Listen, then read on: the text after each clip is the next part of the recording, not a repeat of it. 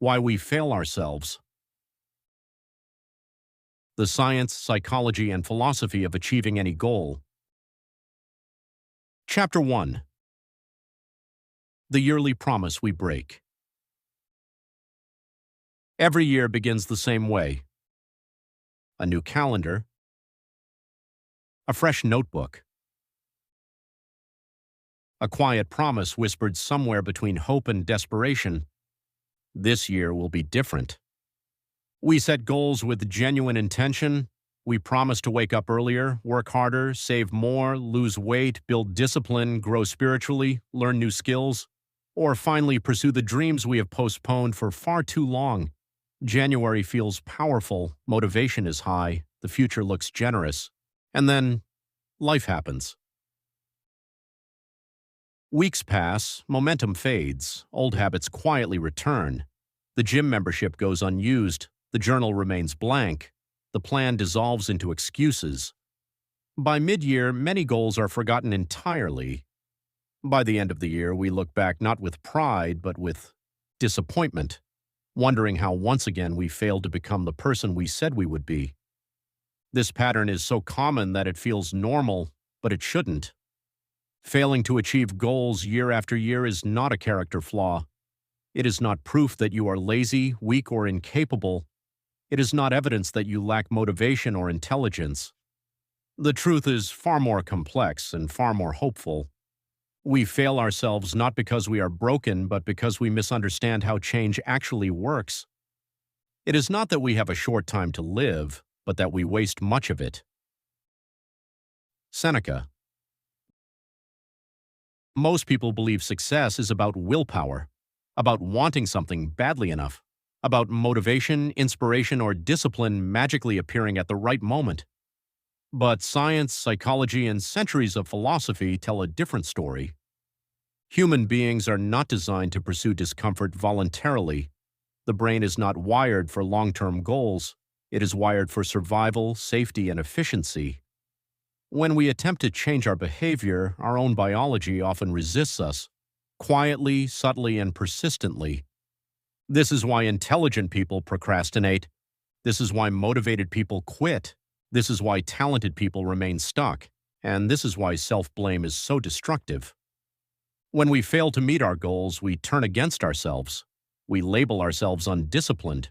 We internalize shame. We assume that others have something we don't.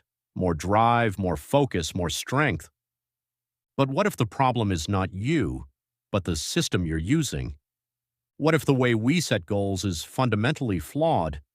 What if motivation is unreliable by design? What if failure is not a sign to quit, but a signal to change strategy? This book exists to answer those questions.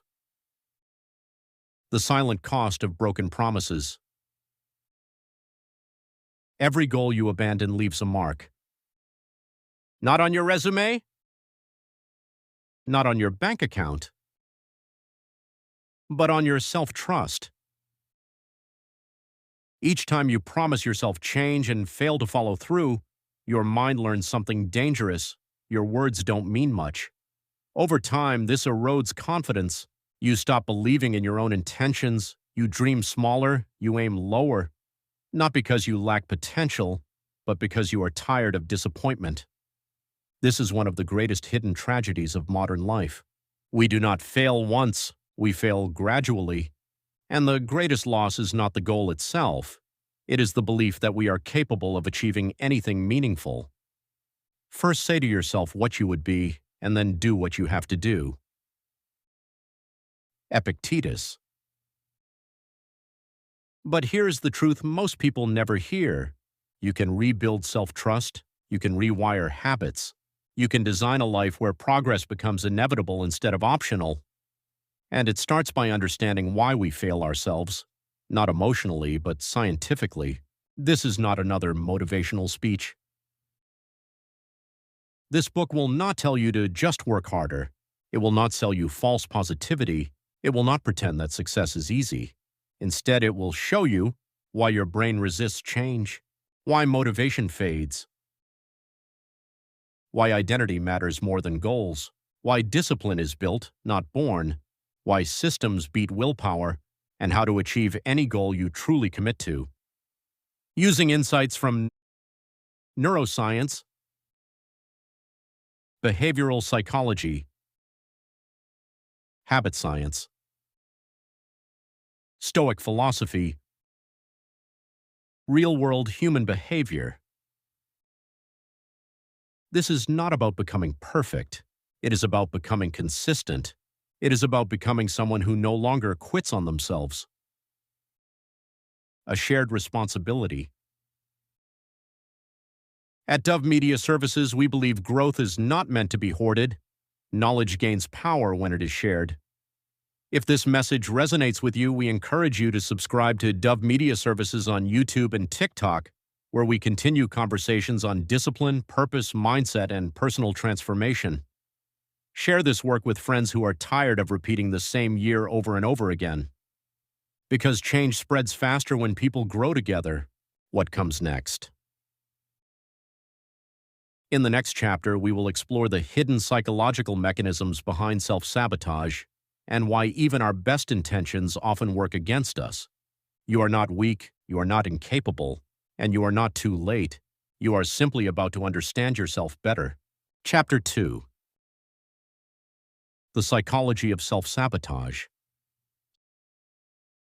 Self-sabotage is one of the most misunderstood human behaviors. We imagine it as something deliberate, a conscious decision to quit, to procrastinate, to choose comfort over growth. We assume people sabotage themselves because they lack discipline or desire, but psychology tells a far more unsettling truth. Most self-sabotage happens without our awareness. You don't wake up planning to fail. You don't intentionally abandon your goals. You don't consciously choose to stay stuck. And yet it happens. This is because self-sabotage is not a moral failure. It is a psychological defense mechanism. Greater than, man is not disturbed by events, but by the views he takes of them. Epictetus. The mind's primary job, protection, not progress. The human brain evolved to keep us alive, not fulfilled. Long before ambition, careers, and yearly goals existed, the brain's responsibility was simple: avoid danger, conserve energy, and seek predictability. From an evolutionary standpoint, change has always been risky. The unknown could mean loss, rejection, or death. Although modern life is far safer, the brain has not updated its software. When you decide to change your habits, wake up earlier, start a business, write a book, change your identity, your brain does not see opportunity. It sees uncertainty, and uncertainty triggers stress. This is why resistance shows up the moment you commit to growth. Sudden fatigue, procrastination, self-doubt, distraction, rational excuses. These reactions are not laziness, they are biological alarms. The mind whispers, "Stay where you are, this is familiar, this is safe." Why we delay what matters most. Psychologists call this phenomenon temporal discounting, the tendency to value immediate comfort over long-term rewards. Your brain is wired to prefer comfort now over success later, relief now over pride later, entertainment now over fulfillment later. This is why we scroll instead of study, eat instead of train, sleep instead of build. Not because we don't care, but because the brain prioritizes immediate dopamine. Long-term goals don't stimulate the brain the same way short-term pleasures do.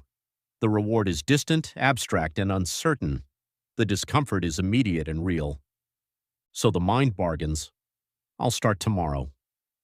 I just need a break. Now isn't the right time. And slowly the goal fades. The fear beneath procrastination.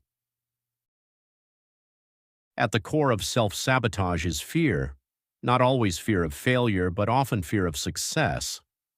Success brings responsibility. Success changes how others see us. Success demands consistency. When you stay where you are, expectations remain low. You can blame circumstances, you can avoid judgment, you can preserve comfort, but when you succeed, you must maintain it. Many people unconsciously ask themselves, who will I become if this works? If your self-image is built around struggle, improvement threatens identity. The mind resists anything that forces a redefinition of self. Greater the difficulty, the more glory in surmounting it. Epicurus. Pro. Self-sabotage as emotional regulation. Another overlooked truth, self-sabotage often serves an emotional purpose. Comfort behaviors numb discomfort. Scrolling numbs anxiety. Food numbs stress. Avoidance numbs fear. Quitting numbs pressure. From the brain's perspective, abandoning a goal reduces emotional tension. It brings relief, even if that relief is temporary. This is why people often feel calmer after quitting something difficult, even when they regret it later. The mind chooses emotional relief over long-term fulfillment. The story you tell yourself. Self-sabotage is reinforced by internal narratives. If you believe, I always quit, I'm not disciplined, people like me don't succeed, I never finish what I start, your behavior will follow that story. The brain seeks consistency between identity and action. When behavior conflicts with self-belief, the mind resolves the tension by returning to familiar patterns. This is not a lack of desire, it is an identity mismatch. Fatigue. Breaking the cycle. Understanding self-sabotage is not about blame, it is about awareness. Once you recognize that resistance is normal, not personal, you gain power. You stop interpreting discomfort as a sign to stop. You stop assuming struggle means failure. Instead, you see resistance as evidence that growth is happening, greater than you have power over your mind, not outside events. Realize this and you will find strength. Marcus Aurelius. Self-sabotage loses its grip when you stop fighting yourself and start working with your psychology instead of against it. That is what the next chapter will reveal. If these insights are helping you understand your patterns more clearly, we invite you to subscribe to Dove Media Services on YouTube and TikTok. Growth accelerates when truth is repeated, reinforced, and shared. Send this message to someone who keeps starting over. They might not be failing. They might just be human. Chapter 3. Your brain versus your goals. Most people believe that when they set a goal, their mind automatically supports it. This assumption is one of the greatest misunderstandings of human behavior. In reality, your brain does not work for your goals. It works for efficiency and survival. When goals demand discomfort, uncertainty, or sustained effort, the brain often becomes the opposition. Understanding this conflict is not discouraging, it is liberating. Because once you know how the brain operates, you can stop blaming yourself and start designing success intelligently. Nature has given us all the pieces required to achieve exceptional wellness and health, but has left it to us to put these pieces together. Plato. The energy-conserving brain. The human brain consumes a significant portion of the body's energy. As a result, it is wired to minimize effort whenever possible. This is why repetition becomes automatic. Habits form quickly. Novel tasks feel exhausting. When you attempt to change your behavior, the brain interprets it as increased energy demand. Resistance appears not because the task is hard, but because it is new. Neuroscience shows that familiar behaviors require less cognitive effort. Even negative habits are comfortable because they are predictable. This is why people return to patterns they hate but know well. The comfort of the known. The brain strongly prefers certainty. Known pain feels safer than unknown possibility. This explains why people stay in unfulfilling jobs, unhealthy relationships, or stagnant routines. The discomfort is familiar. The outcome is predictable. Goals, by contrast, represent uncertainty. What if I fail? What if I succeed and can't maintain it? What if this changes everything? From the brain's perspective, staying the same feels safer than risking change. Dopamine, the motivation. Myth. Dopamine is often misunderstood as the pleasure chemical. In truth, it is the anticipation chemical. Dopamine spikes when the brain expects a reward, not when the reward is achieved. This is why motivation surges when goals are new and fades when effort becomes repetitive. Social media, entertainment, and comfort habits exploit this system. They offer quick dopamine with minimal effort. Long-term goals cannot compete unless they are structured correctly. This is why waiting to feel motivated is unreliable. Motivation is a reaction, not a strategy. Why willpower fails. Willpower is a limited resource.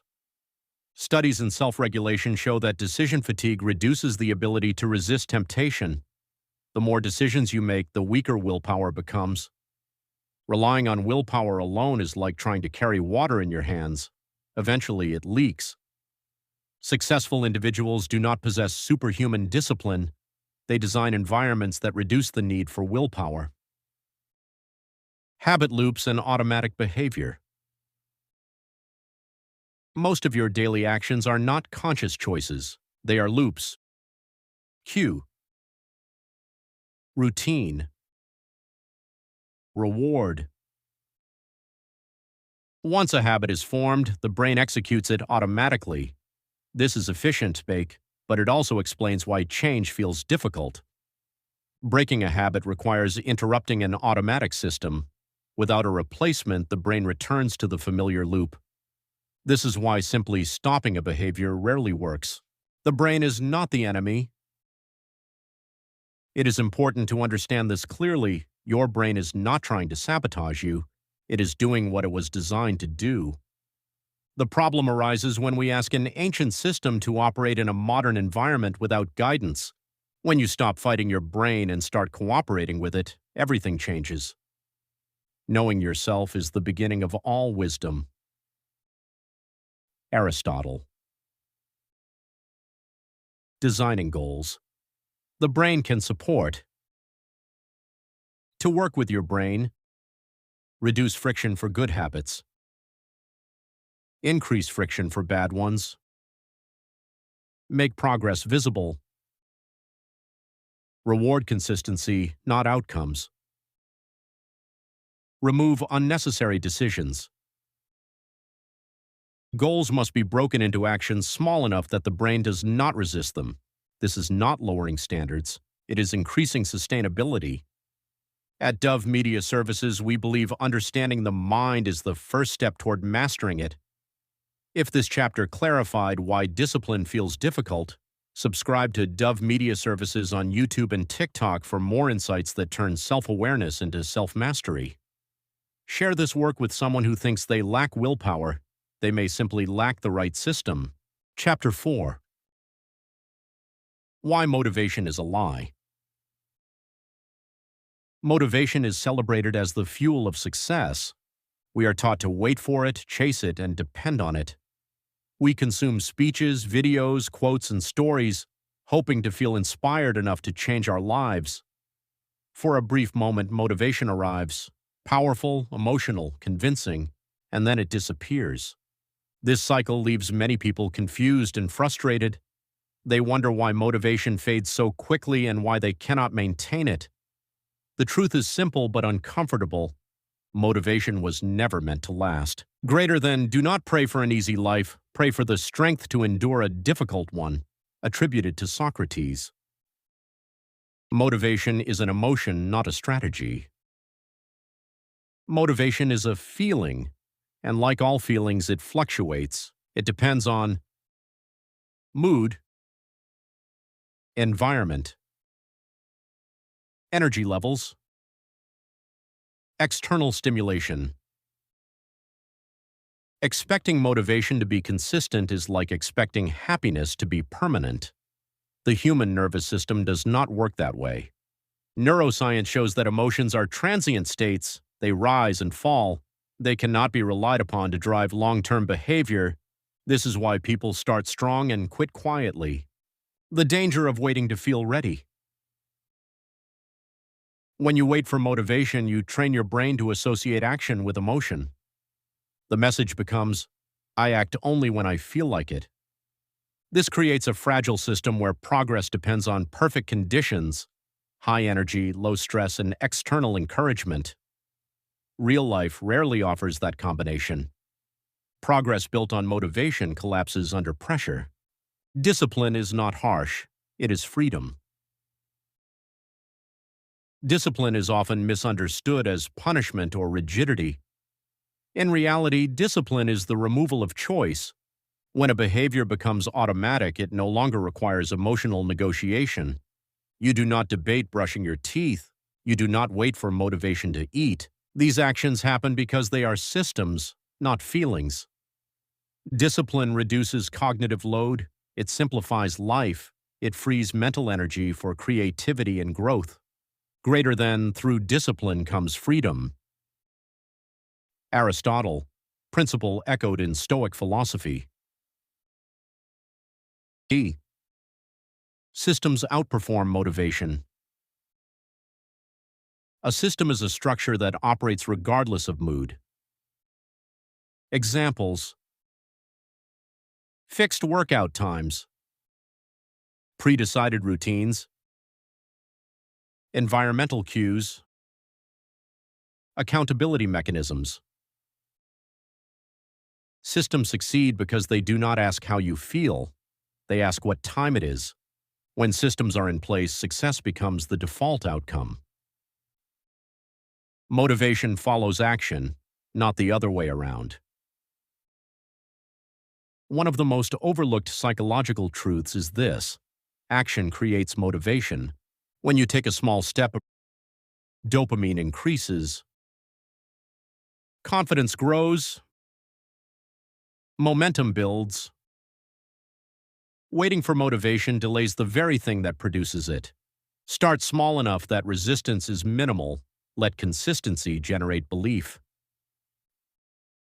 The identity shift.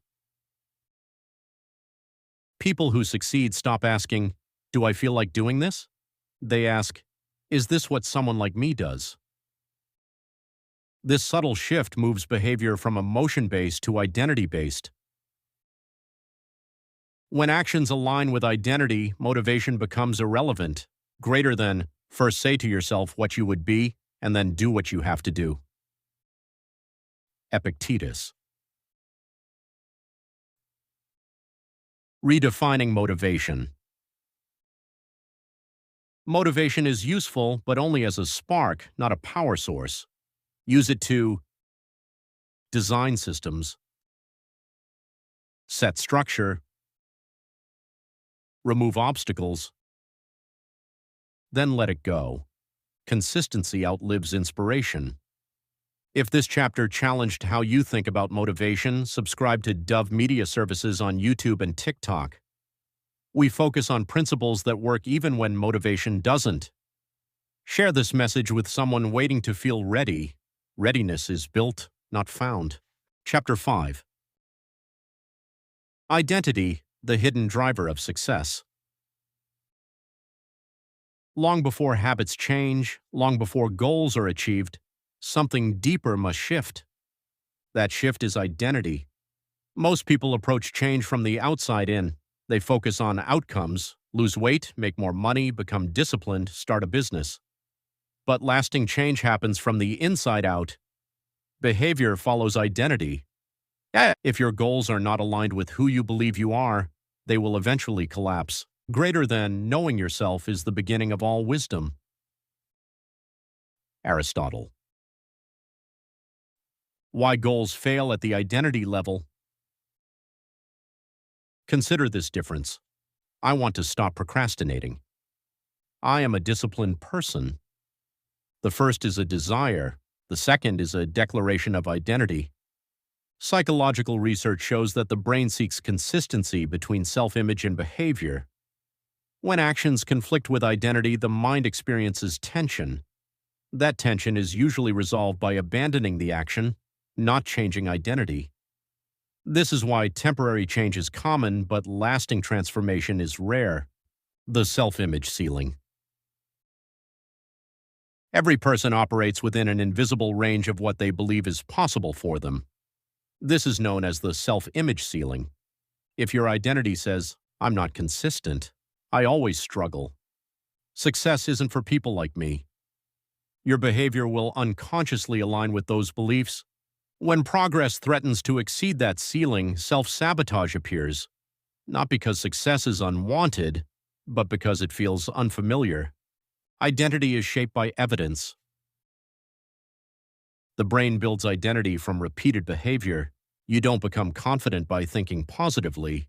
You become confident by keeping small promises to yourself. Each action is a vote for the person you are becoming. Small, repeated actions reshape identity more powerfully than dramatic effort. The danger of outcome obsession. Focusing only on outcomes creates pressure and anxiety. When results become the sole measure of success, progress feels slow. Motivation declines. Quitting feels logical. Identity-based change reframes success. Success becomes showing up, keeping promises, acting in alignment. Results follow naturally. Becoming before achieving. Ask yourself, who does this goal require me to become? How does that person think? What do they do daily? Then start behaving like that person in the smallest possible way, greater than we are what we repeatedly do. Excellence then is not an act, but a habit. Aristotle. This is how identity is rebuilt, through repetition, not affirmation. Language shapes identity. The words you use matter. I'm trying implies uncertainty. I'm becoming implies commitment. Change your language and behavior follows. Identity-based discipline. When identity leads, discipline feels natural. You don't force yourself to act, you express who you are. This is the difference between struggle and alignment. At Dove Media Services, we believe true motivation begins with identity. If this chapter resonates, subscribe to Dove Media Services on YouTube and TikTok for content that helps you become the person capable of achieving your goals. Share this with someone stuck chasing results instead of transformation. Chapter 6. Fear, comfort, and the cost of staying the same. Most people believe fear shows up when something is wrong. In truth, fear often appears when something matters. Fear is not always a warning sign. It is frequently a threshold, a signal that you are approaching growth, responsibility, or transformation. Yet fear, when misunderstood, becomes one of the most powerful forces keeping people exactly where they are. Greater than, "He who fears death will never do anything worthy of a man who is alive." Seneca. The seduction of comfort. Comfort is not evil. It is necessary for recovery and stability, but when comfort becomes a lifestyle, it quietly limits potential. Comfort asks for very little. No risk, no uncertainty, no consistent effort. Growth asks for the opposite. The brain prefers comfort because it requires less energy and emotional exposure. Over time, comfort becomes a cage, invisible, padded, and convincing. Fear of failure versus fear of success. Most people recognize fear of failure. Fewer acknowledge fear of success. Failure threatens self-esteem. Success threatens identity. Success brings visibility. Expectations. Responsibility. Change in relationships. Remaining the same allows excuses to survive. Improvement removes them. This is why many people stall just before meaningful progress. Emotional avoidance. Fear is often avoided through distraction, scrolling, binge watching, overworking, overthinking. These behaviors are not signs of weakness. They are attempts to regulate discomfort, but avoidance strengthens fear. What is avoided becomes larger in the mind. The cost of staying the same. Staying the same feels safe, but it is not free. The cost is paid in regret, lost confidence, unused potential, repeated disappointment. The pain of discipline is temporary, the pain of regret compounds, greater than. It is not because things are difficult that we do not dare, it is because we do not dare that things are difficult. Seneca. A. Reframing fear. Fear does not mean stop. It means pay attention, prepare, proceed with intention. Courage is not the absence of fear. It is the decision that growth matters more. Small acts of bravery. You do not overcome fear with grand gestures. You overcome it with small commitments, repeated exposure, honest reflection. Each time you act despite discomfort, fear loses authority. Chapter 8. How to achieve any goal you commit to. At this point, the illusion should be gone. Success is not mysterious, failure is not random, and achievement is not reserved for a gifted few. The difference between those who consistently reach their goals and those who don't is not talent, it is alignment. Alignment between identity, systems, environment, and action. When these elements work together, progress becomes inevitable. Greater than, if you really want to escape the things that harass you, what you're needing is not to be in a different place, but to be a different person.